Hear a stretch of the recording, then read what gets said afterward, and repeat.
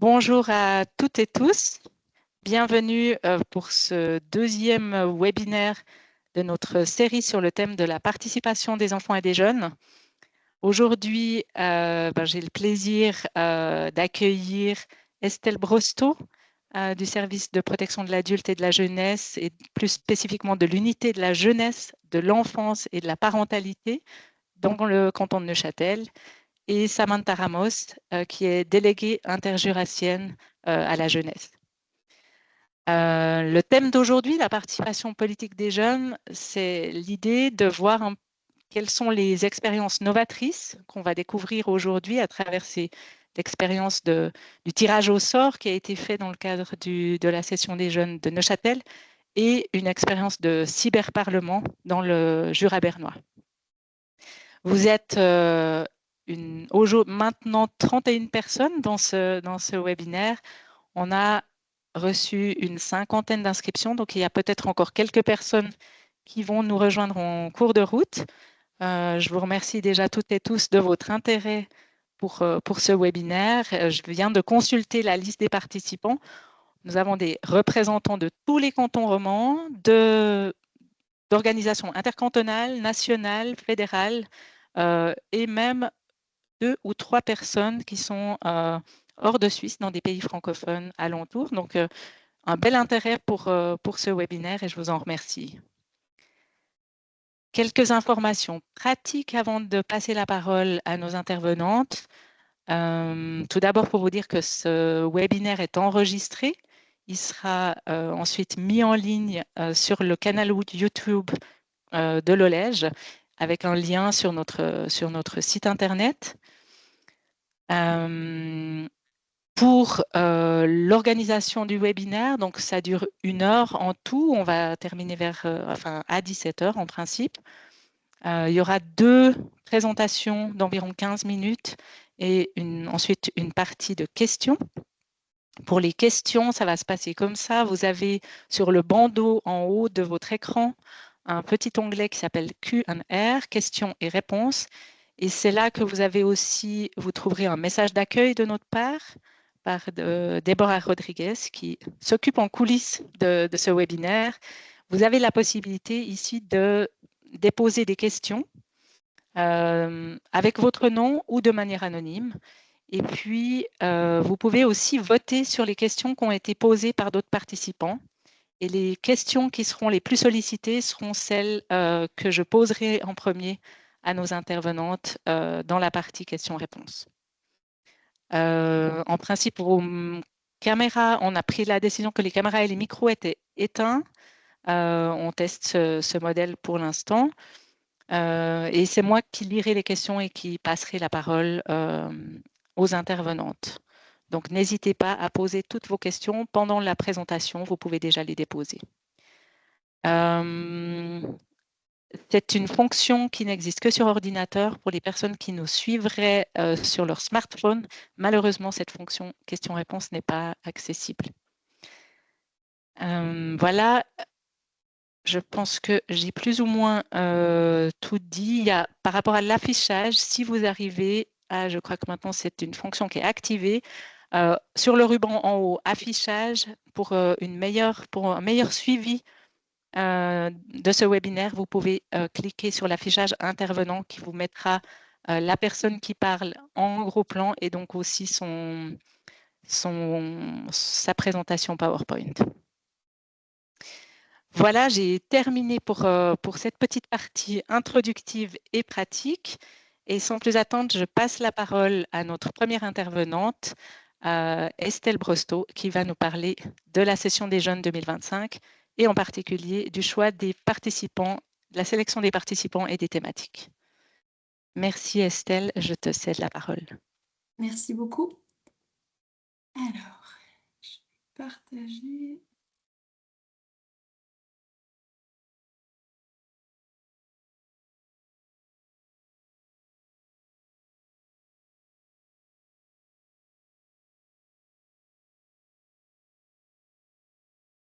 C'est tout bon, vous voyez la présentation?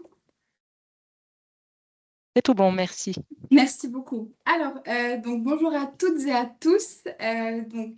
Estelle Brosto, comme on m'a présenté, donc je travaille au service de la protection de l'adulte et de la jeunesse pour l'unité de la jeunesse, de l'enfance et de la parentalité dans le canton de Neuchâtel.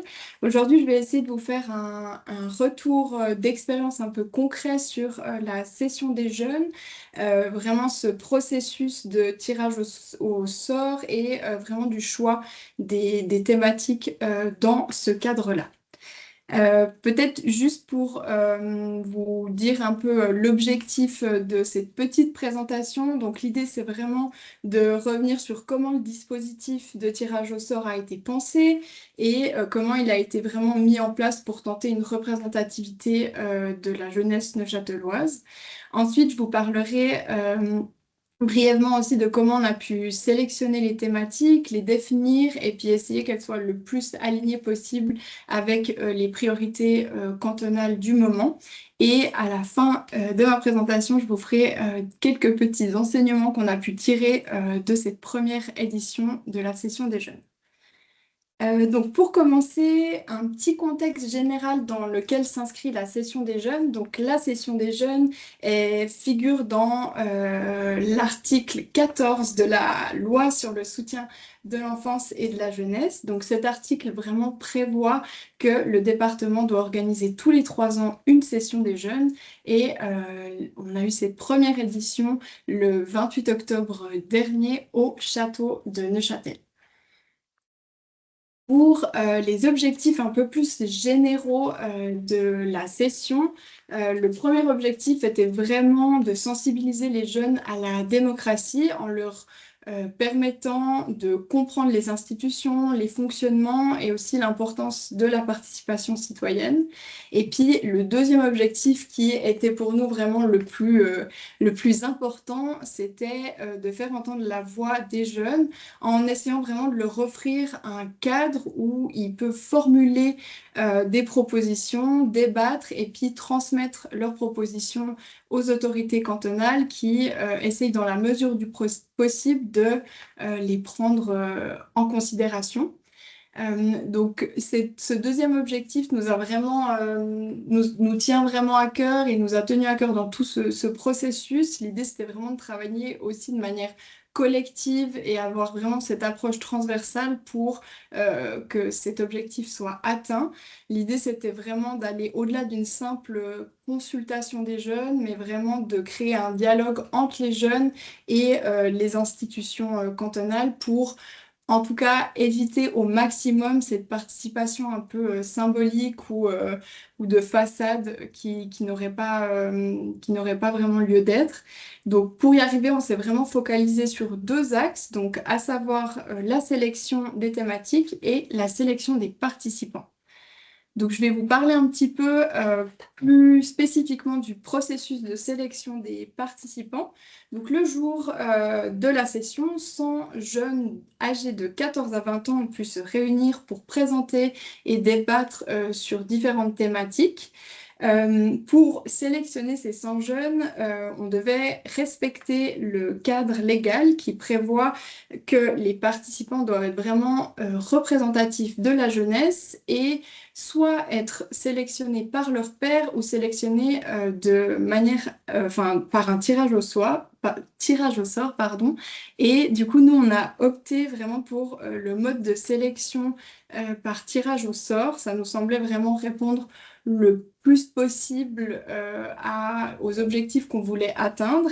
Et donc, on a commencé un petit peu à chercher autour de nous comment faire cette sélection et ce tirage au sort. On a pu s'inspirer notamment du Conseil du futur qui fait aussi ce tirage au sort avec des méthodes un peu plus poussées puis des moyens un peu plus grands. Donc nous, on avait des moyens un petit peu moins grands et donc on s'est creusé la tête pour se dire, OK, comment on peut arriver à un résultat similaire. Et donc, on a fait appel au service de statistiques, donc nos collègues de l'État, pour vraiment bénéficier de leur base de données, de leur expertise et pouvoir vraiment avoir des critères prédéfinis pour tirer au sort les jeunes. Donc concrètement, comment ça s'est passé? On a envoyé à tous les jeunes du canton de Neuchâtel, donc de 14 à 20 ans, ils ont tous reçu une invitation les encourageant à s'inscrire à la session des jeunes. Et ils avaient 3 semaines du coup pour vraiment s'inscrire et montrer leur intérêt pour la session. Pendant cette période, il y a vraiment une campagne de communication qui a été conçue par des jeunes pour vraiment encourager la participation. Donc l'idée, par exemple, c'était de publier toutes les semaines une vidéo qui essayait vraiment le plus possible d'expliquer le concept, de moderniser un peu l'image aussi de la session et puis de rendre le plus accessible possible la politique. Et puis, ben voilà, en mettant en place ce tirage au sort, on s'est bien rendu compte que c'était aussi expérimental et puis que c'était important de vraiment questionner nos pratiques de participation. Et on s'est rendu compte au fur et à mesure du processus que, évidemment, pas tous les jeunes n'auraient pas la même accessibilité, que ce soit au niveau de la réception de la lettre ou même des informations. On peut penser notamment aux jeunes dans des foyers, des jeunes en situation de handicap ou même des jeunes sans papier qui n'auraient peut-être pas forcément accès à ce courrier. Et donc nous, il nous semblait vraiment indispensable de directement faire des actions plus ciblées et de prendre contact avec des partenaires du terrain qui sont en contact direct avec ces jeunes pour essayer de les encourager et puis ben voilà, de les rassurer aussi sur ce processus et cette session des jeunes. Par rapport au tirage au sort, donc suite à l'envoi, on a reçu 253 réponses positives. À partir de ces réponses, le service des statistiques a du coup effectué un tirage aléatoire pour sélectionner 100 jeunes. Il l'a fait vraiment à partir de cette base de données qu'il avait à disposition et comme je le disais, on a vraiment sélectionné des critères en amont. L'idée de base, c'était vraiment de respecter les quotas démographiques pour avoir du coup cette composition la plus représentative possible.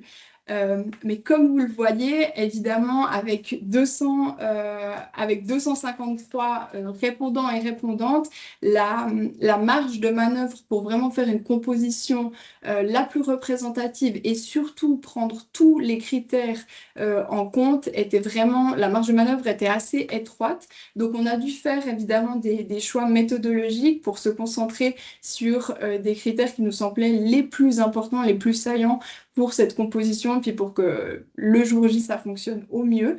Donc on a notamment surtout regardé vraiment un bon équilibre au niveau du genre, de l'âge, de la commune et des régions.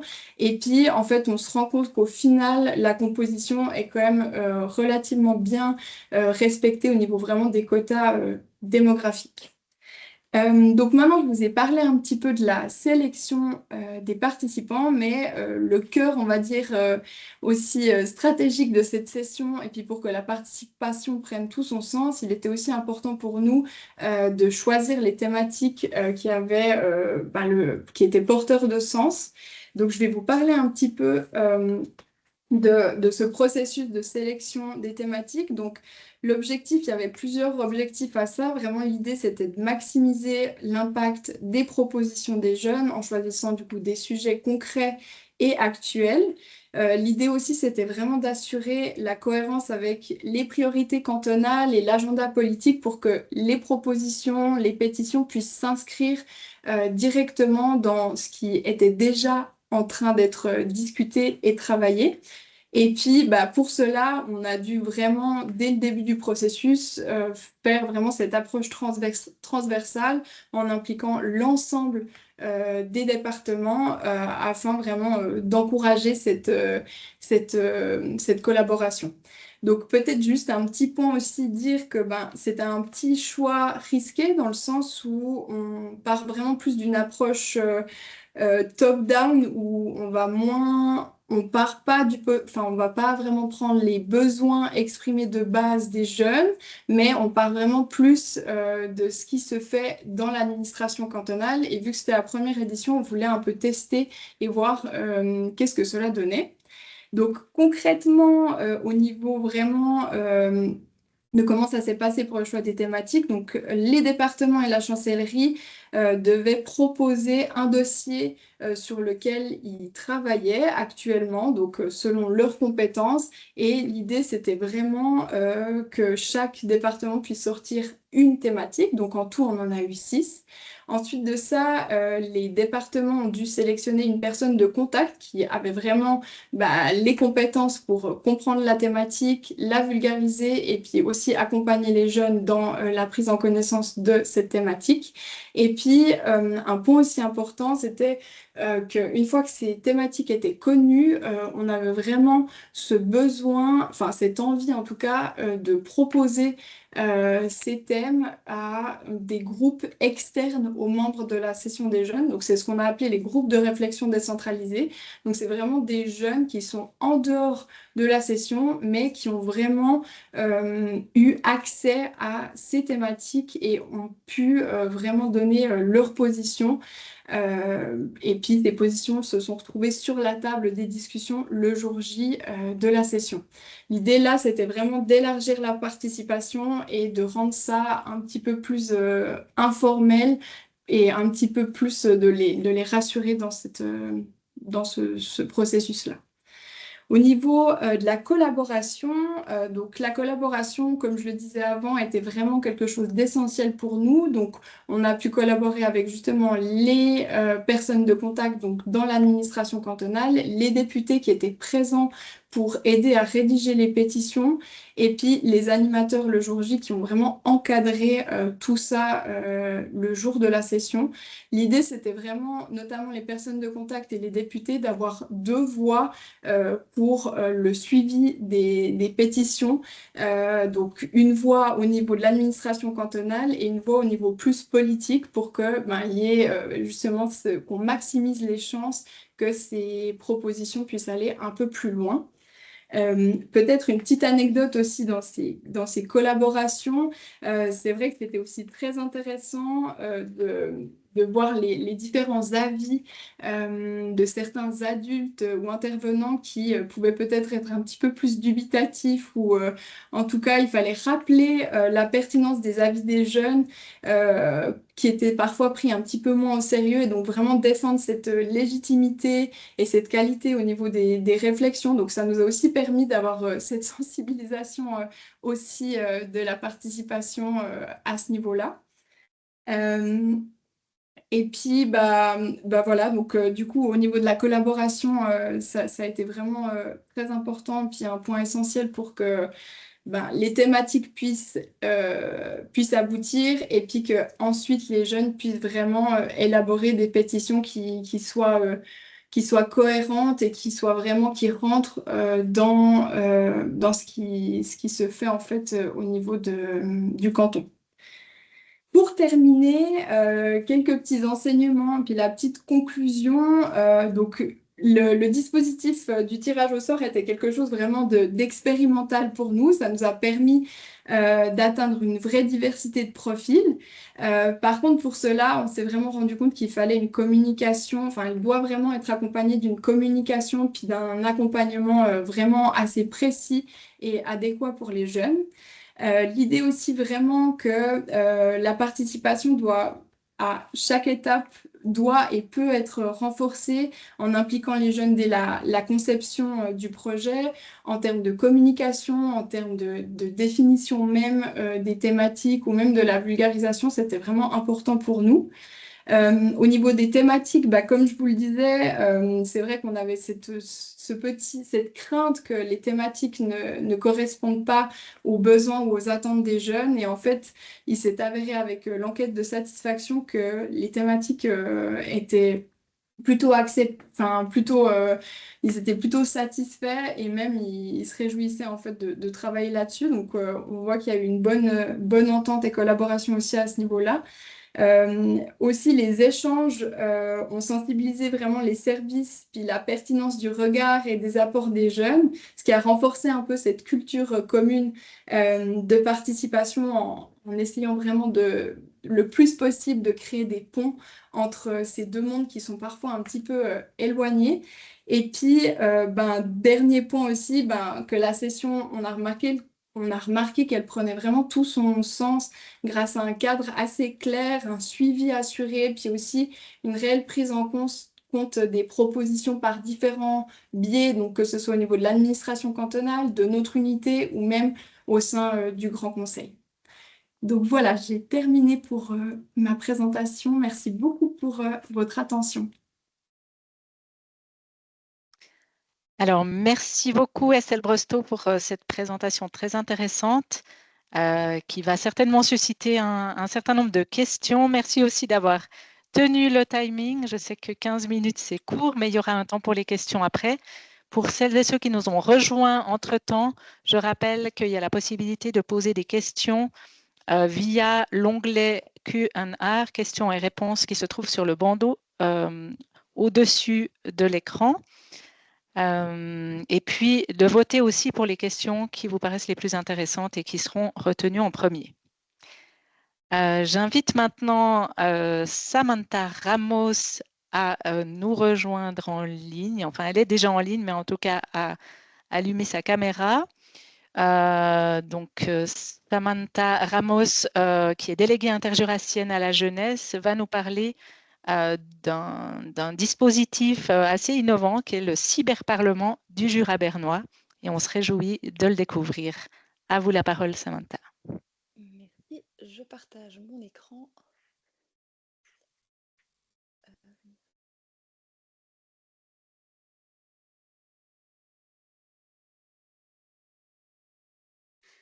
Donc, merci beaucoup à l'Olège de l'invitation. Je suis donc déléguée interjurassienne à la jeunesse et je suis ici pour vous parler du cyberparlement, qui est un projet qui a été porté par le Conseil du Jura bernois depuis maintenant quelques années. Je voulais commencer par introduire brièvement, attendez, pour passer la slide, voilà. Le concept de participation, j'imagine que je n'ai pas besoin d'entrer dans les détails, mais évidemment, il y a ce droit de faire entendre son avis et de participer chez les jeunes, chez les enfants. Et puis, c'est un droit qu'on applique à la fois dans la protection, mais bien sûr aussi également dans l'encouragement. Et pour le cyberparlement, c'est dans cet axe de l'encouragement qu'on axe, qu'on met au centre de notre concept, la participation. Donc, à savoir que voilà, il y a ces deux axes qui permettent d'appliquer la participation. Chez nous, aujourd'hui, on va parler de l'encouragement. Et puis, cette participation, elle peut avoir différents degrés. Je vous remets très brièvement cette échelle de participation. Donc, on peut avoir zéro participation, de l'absence de participation, à une forme de participation alibi qui correspondrait au niveau 1. Et puis, évidemment, le cyberparlement vise les niveaux 7, 6, éventuellement 5, donc c'est-à-dire où les jeunes initient le projet eux-mêmes ou alors s'ils sont impliqués dans la gestion des décisions. Donc, on va voir si ce cyberparlement permet effectivement ces niveaux de participation 5, 6 ou 7. Alors, il faut savoir que le projet de cyberparlement a un historique d'une quinzaine d'années et donc je n'ai que les informations que j'ai réussi à récolter. Donc certains processus décisionnels qui ont eu lieu durant ces 15 ans sont encore flous pour moi à cette heure, mais donc je vais essayer de vous présenter ça de la manière la plus claire possible. On peut donc commencer par l'année 2009, année durant laquelle il y a eu un forum jeunesse dans le village de Tramelan, dans le Jura bernois. Et puis de ce forum jeunesse est ressortie l'envie des jeunes d'avoir leur parlement des jeunes. Une autre commune du Jura bernois, Saint-Imier, semblait également à ce moment-là intéressée à développer un parlement de la jeunesse et il y a eu alors un consensus entre les autorités pour se dire pourquoi pas mutualiser les ressources et puis créer un parlement de la jeunesse qui pourrait associer plusieurs communes et puis peut-être pourquoi pas s'étendre à tout le Jura bernois, à savoir que le Jura bernois, ça représente environ 54 000 personnes en 2025, dont environ 40 communes, donc 38 francophones. Donc, à partir de là, il y a un groupe de travail qui a été créé. Et puis, ce groupe de travail, donc, il était composé de jeunes et de différents acteurs jeunesse que vous pouvez lire à l'écran.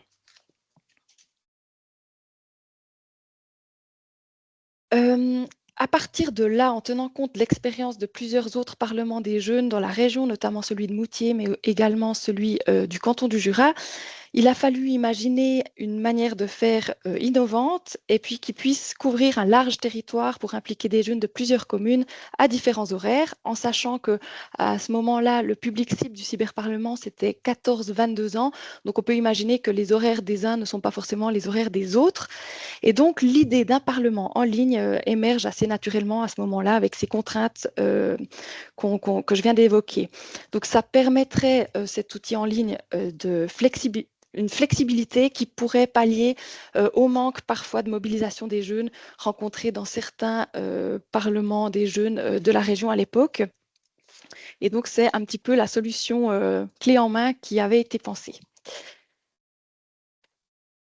Les objectifs de cet outil, c'était, j'ai noté quelques points, mais de manière un petit peu plus détaillée. Donc, le concept du cyberparlement, il est le même qu'un parlement de jeunes, mais sur Internet, vous l'aurez compris.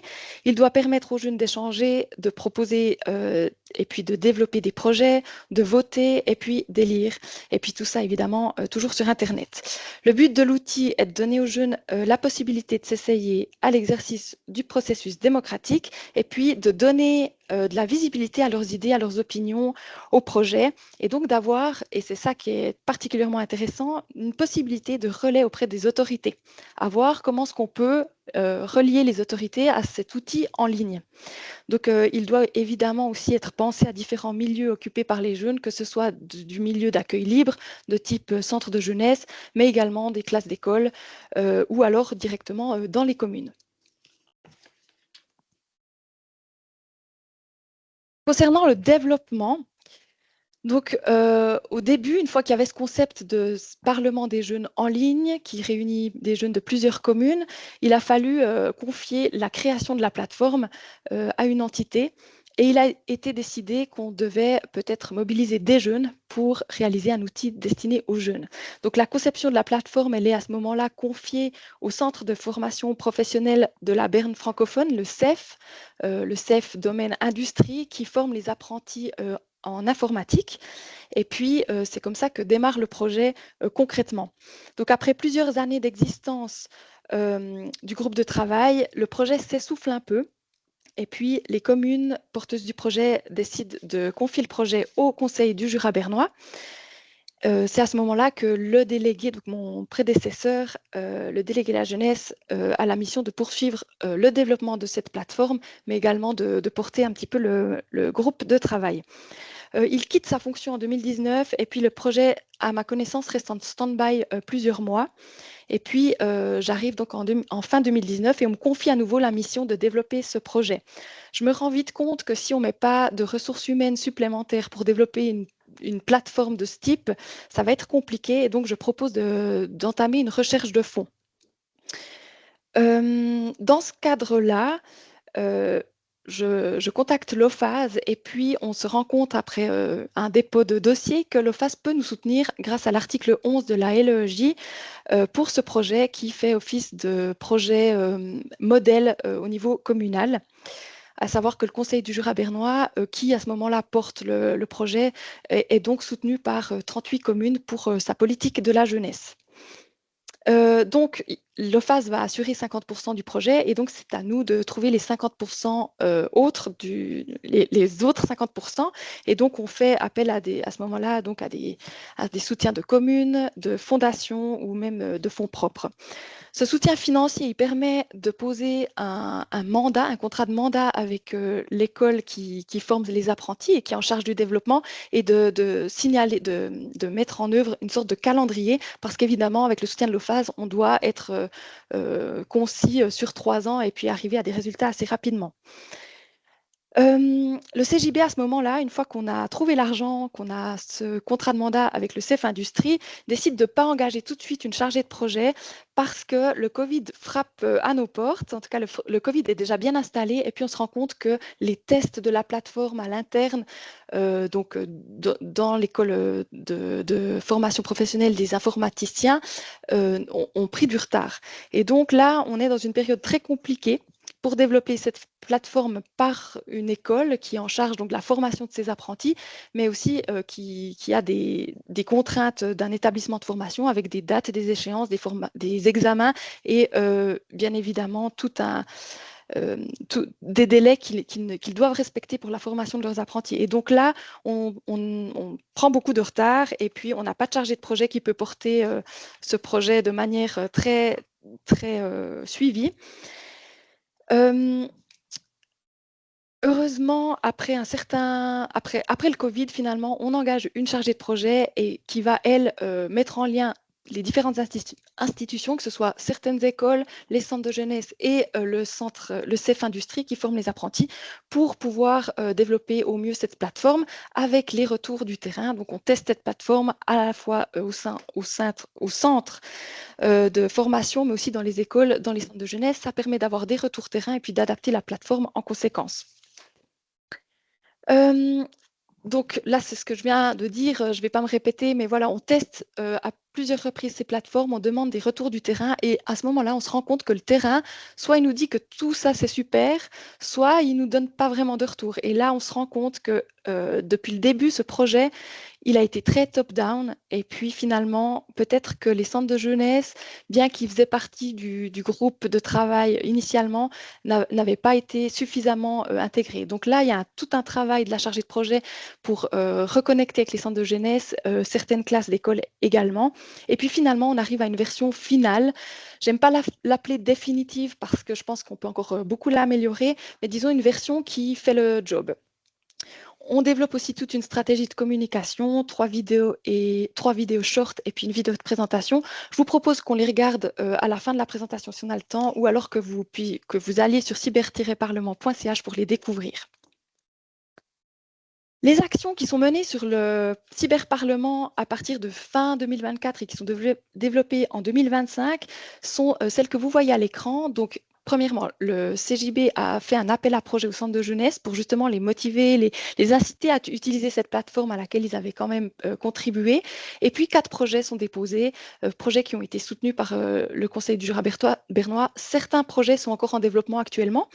Et puis, une autre grande action qui a eu lieu pour la journée de la démocratie en septembre, c'est une action qui s'est déroulée sur 2 semaines dans une école de la région avec des élus de la région et on a mis en lien des élèves d'une classe avec des élus qui pouvaient échanger sur les thématiques qu'ils voulaient, qu'ils choisissaient. Et au bout de ces 2 semaines, donc la première semaine, c'est les jeunes qui posaient des questions aux élus. La deuxième semaine, c'était l'inverse. Et à l'issue de la deuxième semaine, il y avait un apéritif qui permettait en fait de discuter sur les thématiques abordées. Et en fait, il y a plein d'autres thématiques qui ont été discutées. Donc c'était vraiment très enrichissant et je pense que c'est une action qu'on va réitérer. Le cyberparlement, à quoi ça ressemble? Donc là, sous vos yeux, vous avez une version on va dire, qui image à quoi ressemble ce cyberparlement, à savoir que le cyberparlement, quand les gens s'inscrivent dessus, on leur dit que c'est voilà, ce qui se passe dans un parlement reste dans ce parlement. Donc je vais évidemment censurer pas mal de choses pour que ça reste anonyme, mais vous voyez que sur la gauche, il y a toute une arborescence qui permet d'ouvrir des parlements, des sous-parlements. Donc il y a une multitude de parlements dans cette arborescence, et puis chaque parlement est inscrit dans un parlement supérieur jusqu'à être dans le parlement Berne, qui pourrait potentiellement accueillir voilà, d'autres régions du canton de Berne. Ensuite, vous voyez qu'il y a plusieurs onglets. Il y a aussi l'onglet Parlement que vous voyez là sous vos yeux. Il y a l'onglet Scrutin qui permet de créer des votes.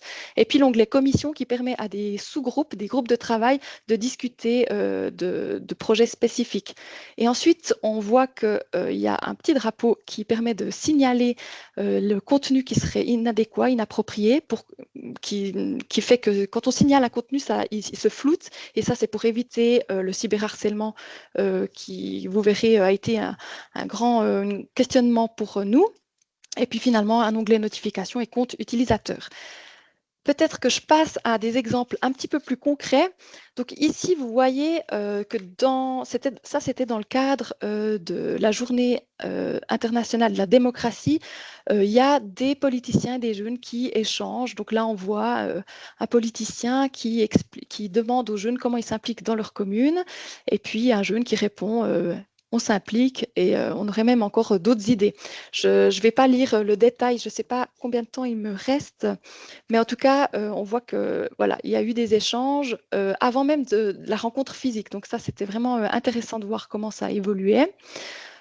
Un deuxième exemple ici d'un jeune qui sollicite un élu communal pour demander la rénovation d'une place de jeu, et puis l'élu qui répond en expliquant que c'est déjà dans leur pipeline, et puis qu'il y a des questions financières qui entrent en compte, mais que c'est discuté au sein de la commune.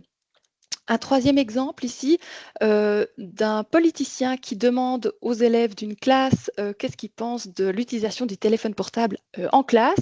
Et puis après, il y a une série de réponses qui mélangent des réponses d'élèves et puis de politiciens. Tout le monde n'a pas le même avis, mais vous voyez que les gens s'expriment de manière tout à fait... Enfin, je trouve que l'argumentation est assez exemplaire. J'avais peur, je vous avoue, qu'on parte dans du cyberharcèlement très rapidement, mais en fait, pas du tout. Et peut-être que le fait que ce soit pas anonyme sur la plateforme et que tout le monde se connaisse parce qu'on vient tous de la même région, si on est sur ce cyberparlement pour l'instant, eh ben ça permet peut-être une certaine barrière, mais évidemment, ça a aussi des énormes risques. Un autre exemple, quelle influence avez-vous au niveau cantonal? Donc ça, c'est un jeune qui pose la question à des politiciens, et puis il y a plusieurs réponses parce que tous les élus qui répondaient n'étaient pas affiliés aux mêmes institutions politiques. Donc c'était aussi très intéressant de voir comment les élus répondent avec un langage simplifié ou pas en fonction de l'âge des jeunes qui les lisent. Mais c'était très, très intéressant également de voir comment on explique ce qu'on fait. Ici, vous avez un autre exemple de votation. Donc, ça, c'était suite à un projet d'un centre de jeunesse qui avait été développé sur le cyberparlement. Et là, on veut une évaluation du projet. Vous constaterez que sur 22 électeurs, on n'a eu que 5 votants. Alors 100% de oui à ces deux réponses. Le pourcentage de participation est quand même intéressant à analyser, à voir sur le long terme si on peut augmenter un petit peu la participation. J'ai d'autres exemples un petit peu plus loin. Ici, voilà, sur 22, c'est toujours les mêmes 22 parce que c'est toujours l'analyse, l'évaluation du même projet, mais on a aussi toujours peu de répondants. Mais voilà, ceux qui répondent, au moins ils ont l'avantage d'avoir participé, et puis on les en a beaucoup remerciés évidemment. Et finalement, ici, c'était un scrutin que j'avais proposé au niveau du Parlement Berne, donc tout en haut. Donc ça veut dire que tous les parlements de la région étaient sollicités pour répondre à cette question. Et là, vous voyez que le total des électeurs est de 253 et on a eu 7 votants, ce qui est absolument pas très satisfaisant. Ça nous questionne sur comment communiquer, comment faire en sorte que les gens reçoivent aussi des notifications quand on publie des questionnaires. Ça, c'est encore du développement informatique qui doit se faire. Le bilan de tout ça, c'est que la plateforme, elle a des atouts et que vous aurez, j'imagine, bien compris. Donc, c'est son accessibilité en tout temps, en tout lieu. Le cadre est sérieux parce qu'il n'y a pas d'anonymat. Les réponses sont visibles de tout le monde, de tous ceux qui participent au même parlement que soi. Et puis, c'est des gens de la région. Donc, l'anonymat est vraiment pas là. Évidemment, ce genre de projet est complémentaire au présentiel, c'est-à-dire qu'il ne remplace pas, mais il vise à créer des projets sur le terrain en vrai, donc en présentiel. Il facilite peut-être juste l'initiation des projets, mais il ne remplace évidemment pas ensuite tout ce qui se fera en présentiel. C'est simple d'utilisation, il n'y a pas énormément d'options. Je pense qu'on a essayé de limiter aux options les plus simples. Et puis une instantanéité, c'est-à-dire que si on arrive à être à la même heure sur la plateforme, on peut partir dans des débats très rapidement. Et puis voilà, ça permet une instantanéité directe. Et puis les limites du projet, eh bien justement, c'est qu'il n'y a pas de pause. Il y a une veille constante. C'est-à-dire que s'il y a un dérapage sur la plateforme, c'est H24. Il y a bien de la modération, mais c'est-à-dire que la modération, on floute les éléments qui sont signalés. Si on ne signale pas les éléments, ils peuvent continuer de courir pendant quelques heures. Jusqu'à présent, on n'a jamais eu affaire à ce genre de cas, mais on on sait que c'est un risque. La barrière de l'écriture, c'est vrai que si on n'est pas à l'aise avec l'écriture sur un ordinateur, c'est compliqué. Ça ne remplace pas le présentiel, comme je l'ai dit, mais ça peut aussi être complémentaire. Et puis, une concurrence accrue, évidemment. Vous n'êtes pas sans savoir que les outils informatiques de nos jours évoluent très vite, sont très, très attractifs, cherchent à garder notre attention le plus longtemps possible. Et notre plateforme, comparée à Instagram, elle n'est pas très, très attractive, rien qu'en termes de couleurs, de dynamisme, voilà. Et puis, finalement, la limite, c'est qu'on a besoin d'une personne qui coordonne tout ça, qui assure une formation continue pour les écoles, les centres de jeunesse qui participent, et puis également pour les élus qui seraient intéressés à venir échanger avec les jeunes sur la plateforme. Les pistes d'amélioration, très brièvement, donc l'attractivité de la plateforme, je viens d'en parler, on pourrait la rendre beaucoup plus attractive. Clarifier les actions possibles. Donc, il y a une option commission sur notre Parlement en ligne. Elle est peu utilisée. C'est en fait des groupes de travail sur des thématiques spécifiques, mais les jeunes débattent directement dans le Parlement principal. C'est comme s'il n'y avait pas vraiment l'utilité de ces commissions. Donc, à voir si c'est une fonction qui est pas forcément utile ou si on devrait communiquer plus sur l'utilité de ces groupes de travail, qui permet en fait de discuter en petits groupes plutôt que d'être visible sur tout le Parlement. Finalement, la communication, c'est sûr qu'on devrait informer les écoles de manière systématique sur l'existence du cyberparlement et puis suivi personnalisé des membres et coordination. C'est cette personne qu'il faudrait pour pouvoir coordonner le tout. C'est sûr qu'on ne peut pas communiquer et faire de la promotion pour un outil dont on ne peut pas assurer ensuite le suivi derrière. Et finalement, les défis rencontrés, ça a été l'identification des membres. À la base, on aurait voulu que les jeunes puissent s'inscrire directement sur la plateforme eux-mêmes. Maintenant, on demande à ce qu'ils passent par une institution officielle, centre de jeunesse, commune ou école, parce qu'on n'est pas à l'abri qu'une personne malveillante, mal intentionnée, qui n'est pas à l'âge d'être sur cette plateforme, s'y inscrive. Donc, il y a un contrôle via ces institutions. Le développement de la plateforme par une école, par une institution de formation, ça a été challengeant parce qu'une école, elle a des obligations, des devoirs et c'est pas comme une entreprise où on peut exiger que dans 6 mois, telle ou telle fonction spécifique à l'outil soit développée. Et puis ensuite, la durée du projet, en sachant que le projet a commencé en 2009, quand je parlais au centre de jeunesse en 2020 du projet de cyberparlement, et ils me disaient, oui, bon, on en a déjà entendu parler, et en attendant, on l'a toujours pas vu. Enfin, il y avait une sorte de démotivation, j'ai l'impression, par rapport à ce projet, qui a tardé un petit peu à être développé. L'engagement de la chargée de projet tardivement, ça a été, je pense, voilà, un gros poids pour ce projet. Et puis aussi l'accueil libre versus le cadre scolaire. Donc les attentes de cette plateforme ne sont pas les mêmes, que ce soit dans un centre de jeunesse ou dans une école. Et puis ça a été aussi compliqué pour le développement de la plateforme. Qu'est-ce qu'on met comme outil à disposition ou pas? Est-ce que les processus démocratiques doivent suivre absolument comme ça se fait au niveau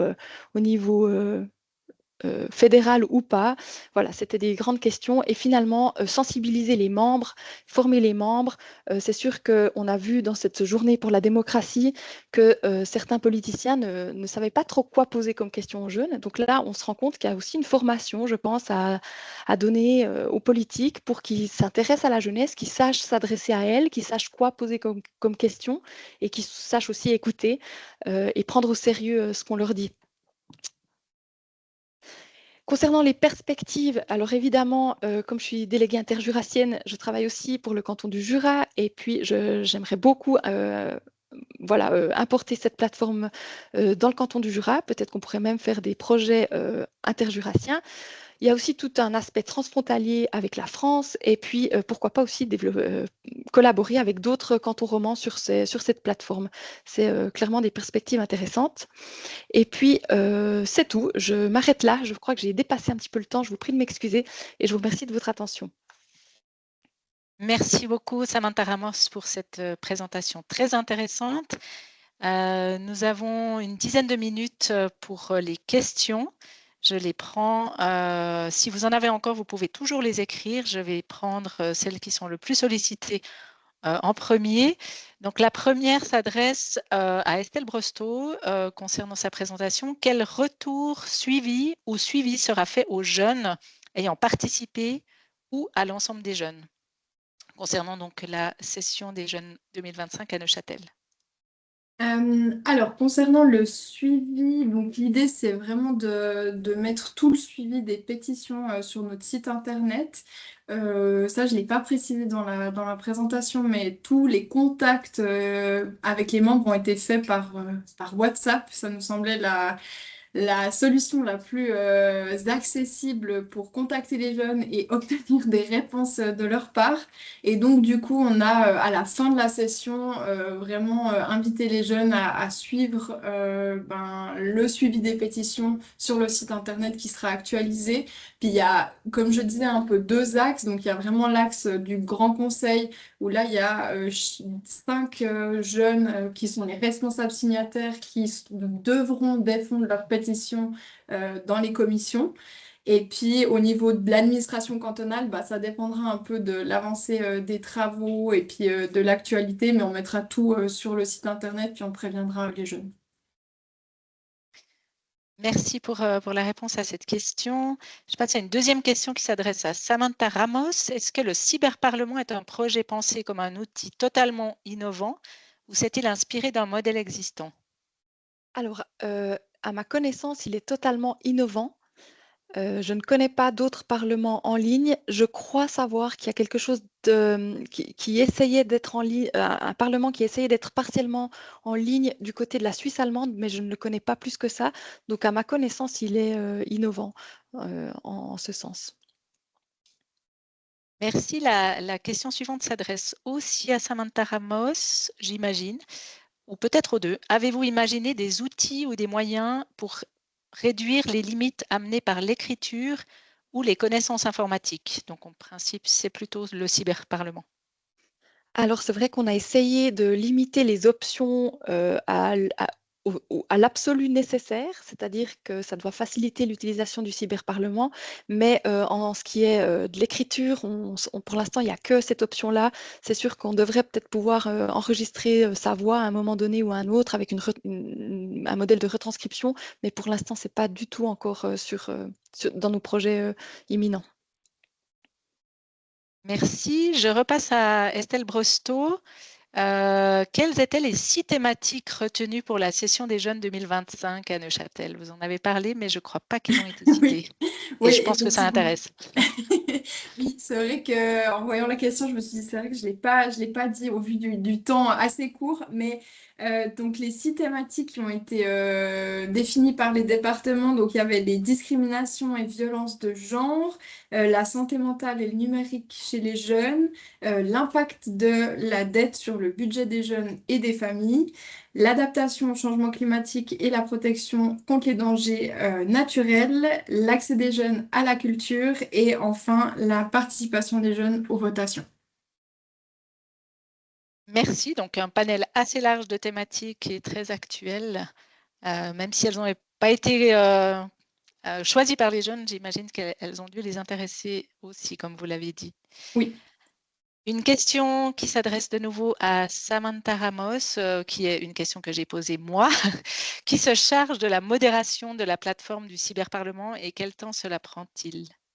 Alors, pour chaque parlement, il y a un chancelier, un cyber-chancelier, et cette personne représente l'institution par laquelle le jeune s'est inscrit. Donc le cyber-chancelier est responsable de son parlement. Quand il y a la question, ça concernait. Vous pouvez répéter la question, je ne suis pas sûre d'y La répondre. question, c'était qui se charge de la modération Oui, de la alors plateforme c'est ça. et quel temps cela prend-il? Donc, dans chaque parlement, il y a un cyberchancelier qui voit les commentaires s'afficher. Et puis, quand il y a des signalements, le commentaire se trouble. Donc, on ne voit pas ce qui est écrit. Et le cyberchancelier décide si oui ou non c'est à supprimer ou pas. Est-ce que vous pouvez juste préciser qui assure cette fonction de cyberchancelier? C'est un jeune ou c'est un adulte ou... Pour l'heure, c'est un adulte d'une institution, c'est-à-dire un animateur socioculturel ou une animatrice ou un enseignant, une enseignante ou un élu communal.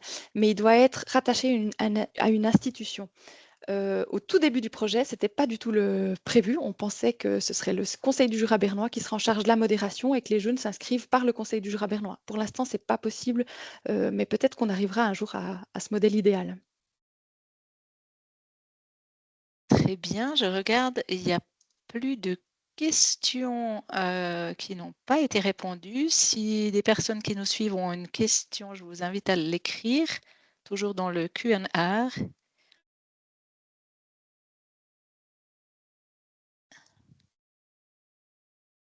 Si ce n'est pas le cas, je regarde si j'ai une petite question en rab. J'ai peut-être une question concernant le cyberparlement, parce qu'en fait, ces deux modèles me semblaient intéressants aussi par rapport à la représentativité des jeunes. On sait qu'aujourd'hui, dans les parlements, il y a quand même une certaine catégorie de jeunes avec un niveau socioculturel, voire socio-économique élevé, avec peu de personnes qui ont un parcours migratoire. Dans la session des jeunes, le tirage au sort a permis justement de tenir compte de différents critères, aussi des personnes en situation de handicap qui ont moins accès en général à ces parlements. Est-ce qu'au niveau du cyberparlement, vous avez des indications sur les différents critères sociodémographiques des participants? Alors non, parce qu'on passe en fait par des institutions. Donc on sait qui on touche comme public, mais on ne sait pas qui sont les gens. Donc en passant par les écoles, on touche des jeunes qui sont à l'école traditionnelle, j'ai envie de dire. Dans les centres de jeunesse, on touche des jeunes qui qui utilisent l'accueil libre. Et on pourrait tout à fait imaginer, c'est un petit peu l'objectif plus tard, passer par des autres institutions, des foyers, etc. Mais donc c'est par les institutions qu'on choisit notre public cible pour l'instant, toujours, hein. Comme dit, c'est cette précaution d'identification du membre sur la plateforme pour éviter que des personnes malveillantes s'inscrivent et soient en contact avec des mineurs sur cette plateforme, qui fait qu'on est obligé pour l'instant de passer par des institutions. Merci pour cette réponse. J'ai une dernière question. C'est peut-être par rapport au cyberparlement. Vous avez à un moment donné évoqué un appel à projet. On a vu qu'il y avait des projets de week-end de ski, etc. Pour moi, ce n'était pas forcément clair quel est le lien entre ces projets et les sujets discutés. Oui, alors ces projets, ils ont émané de la plateforme, c'est-à-dire qu'il y a à un moment donné, là c'était dans le cadre d'un centre de jeunesse, plusieurs jeunes du centre de jeunesse qui, à distance, se sont connectés sur cette plateforme et ont lancé des idées de qu'est-ce qu'on pourrait faire comme projet. Et par un processus d'argumentation, de discussion, la décision de faire tel ou tel projet, que ce soit un projet de ski ou aller voir un concert, a été validée, votée. Dans le cadre du projet à ski, il y avait 2 centres de jeunesse impliqués. Et puis, les jeunes ont pu voter la destination, le nombre de jours, s'ils préféraient dormir dans un hôtel ou dans une auberge, etc. D'accord, merci. J'avais dit que c'était la dernière, mais j'en ai encore une à Estelle Brestow. Le processus de sélection des jeunes était un travail d'une certaine envergure avec en partant justement de pas mal de jeunes. Est-ce qu'il est prévu de faire le même exercice à chaque session des jeunes, donc tous les 2 ans? Alors pour le moment, on n'a pas, on est vraiment en train de faire vraiment ce bilan pour voir aussi si au niveau de ces 12 600 lettres envoyées, ça vaut la peine et si ça répond vraiment aux objectifs au niveau de la représentativité de la jeunesse. Mais je pense que cet exercice pourrait, au vu justement des résultats et puis de l'apprentissage qu'on a eu à la première édition, ça pourrait se refaire et puis en s'améliorant et puis en gagnant un petit peu de temps aussi pour les prochaines éditions. Merci. Ben, je pense que ça va être des exemples qui, j'espère, seront inspirants pour d'autres. Et j'imagine que vous êtes à disposition s'il y a des personnes qui veulent vous contacter à la suite de ce webinaire. Avec plaisir. Pour ma part, voilà, je vais clore ce webinaire en vous donnant quelques informations pour la suite. Vous allez voir apparaître sur le Q&A un petit message avec un lien qui est un questionnaire de satisfaction sur lequel vous pouvez cliquer et répondre tout de suite. Ça nous permet d'avoir un retour sur ce format qu'on teste pour la première fois depuis cet automne. Vous dire aussi que ce webinaire, en principe, en début de la semaine prochaine, sera disponible sur le canal YouTube. Vous recevrez aussi un mail avec les informations de comment y accéder, si aussi vous voulez le diffuser autour de vous, permettre qu'il soit vu. Une petite information pour notre prochain webinaire, vu que c'est une série, il aura lieu le 12 mars 2026. Vous pouvez déjà noter la date.